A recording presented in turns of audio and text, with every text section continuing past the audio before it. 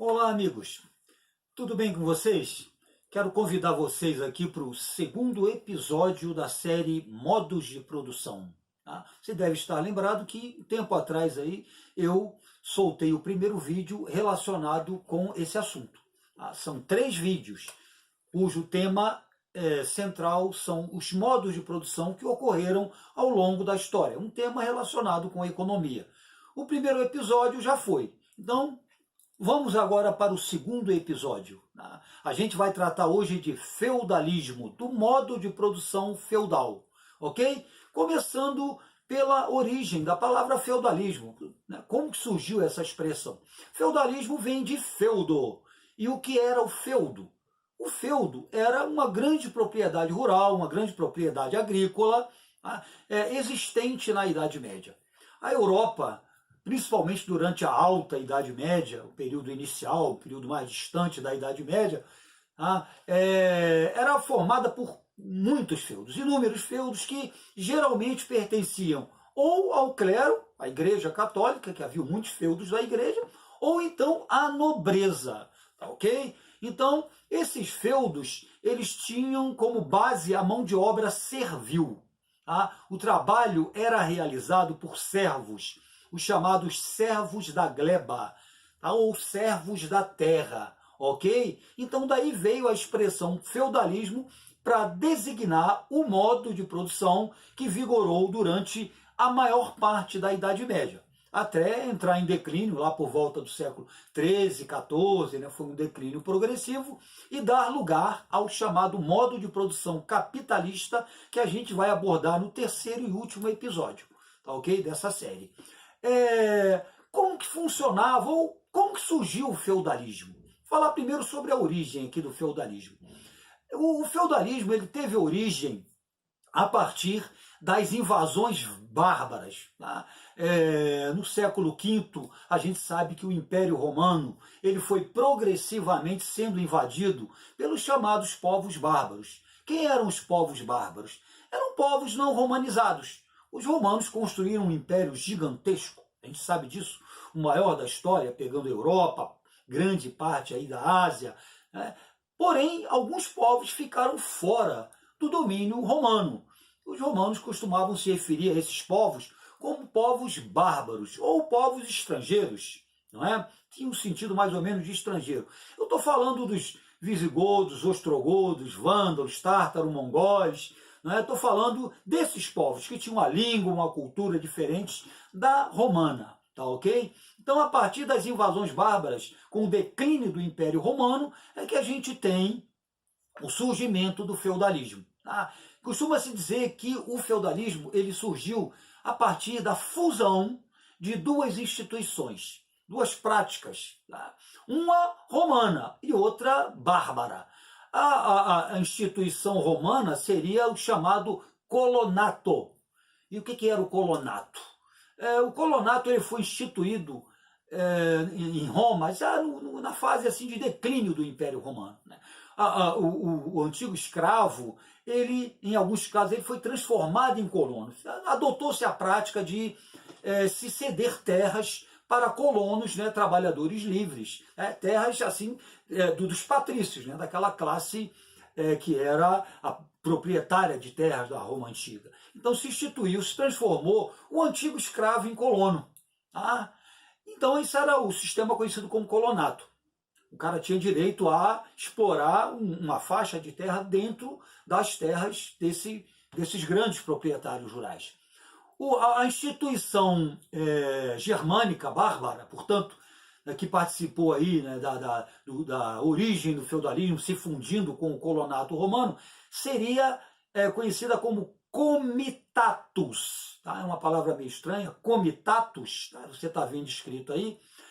O que era o comitatus? A palavra comitatus ela é utilizada pelos historiadores para designar hordas, grupos de povos bárbaros, guerreiros, que os bárbaros eram muito aguerridos, geralmente tinha um chefe, tá ok? A quem eles deviam lealdade, fidelidade, davam a vida por ele, eram bravos, guerreiros. Então era muito comum esses chefes desses grupos eles presentearem ou contemplarem os guerreiros mais valentes, que eram mais fiéis, que mais se destacavam. Então havia toda uma relação de fidelidade, né, de lealdade entre os guerreiros e o chefe, né, nessa instituição conhecida como comitatus. Tá? Então o que aconteceu? Você vai ver pelas características do feudalismo que a gente vai colocar para vocês. No século XV você tem a entrada desses povos bárbaros, tá? O Império Romano ele declina, a população diante da chegada dos povos bárbaros ela vai se refugiar no campo. Então há um processo de ruralização da Europa a partir das invasões bárbaras. Todo mundo foi para o campo, né, se refugiar. Os bárbaros atacavam basicamente as cidades. Eles viviam do saque, muitos viviam da pilhagem. Eram povos aguerridos pela própria natureza. Saquear, tirar a riqueza de outros povos. Tá ok? Era assim uma atividade muito importante, né? Característica desses povos bárbaros. A guerra, né? A atividade militar. Então a população ela vai para o campo em busca de proteção e busca proteção exatamente nesses feudos, nessas grandes propriedades que pertenciam a nobres, né? O feudo geralmente ele era, né, ele tinha um castelo, muitos eram fortificados, esses castelos fortificados, então ali existia uma espécie de milícia, né, que defendia o feudo, que defendia o senhor feudal e as pessoas que viviam no feudo. Então as populações se sentiam protegidas ali. Tá? Se refugiaram ali, né, numa espécie de acordo com essa nobreza feudal, eles passaram a explorar lotes de terra, as chamadas tenências, tá? E dali eles tiravam o sustento deles e de suas famílias. Ok? Agora, é claro que isso não era uma coisa gratuita, era uma espécie de arrendamento, usando a linguagem de hoje. Em troca, evidentemente, o servo ele pagava impostos ao senhor feudal. Tá? Ele pagava impostos que geralmente eram em forma de produtos, de cereais, de coisas que ele cultivava. Uma parte ia para o senhor feudal. Era um imposto conhecido como talha. Mas havia também um outro imposto que era conhecido como corvéia, que era o quê? 2 dias por semana, pelo menos, o servo tinha que trabalhar nas plantações do senhor feudal. Tá? Era um trabalho compulsório, como forma de pagamento de imposto. Havia também um outro imposto chamado banalidade, ou as banalidades, que eram o quê? Impostos que o servo pagava sempre que usava alguma dependência do feudo. Usou o moinho do feudo, tinha que pagar. Usou uma ponte, né, que para se deslocar de um lugar para o outro, que passa dentro do feudo do senhor, ele tem que pagar. Enfim, o forno usou, tem que pagar. E tudo era pago geralmente em produtos, geralmente com parte daquilo que ele colhia, sendo que a talha, né, era o principal imposto. É bom a gente destacar aqui que o feudo era uma unidade econômica autossuficiente. Os feudos eles tinham uma vida econômica independentes uns dos outros. Era uma produção de subsistência. Se produzia dentro do feudo aquilo que se consumia. Tá? Então, assim, foi um período em que a atividade comercial ela ficou muito retraída, né? O período aí em que vigorou o feudalismo. Para ter comércio, a gente tem que ter excedente de produção, não é verdade? Como a produção era de subsistência, então houve muita retração da atividade comercial durante a Idade Média, durante o período do modo de produção feudal. É bom a gente destacar isso. Vigorava mais um sistema de trocas, né? Os servos trocavam uns com os outros aquilo que eles produziam pelo que eles não produziam. Sistema de trocas, né? Não havia a compra em si com moeda.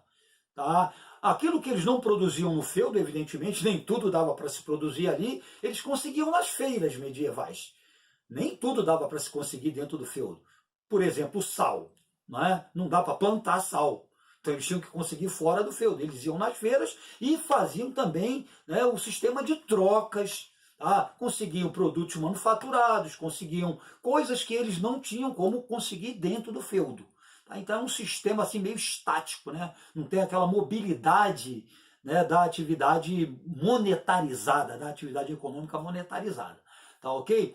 Outro aspecto que eu tenho que destacar aqui, antes de finalizar, é a questão das relações sociais dentro da sociedade feudal.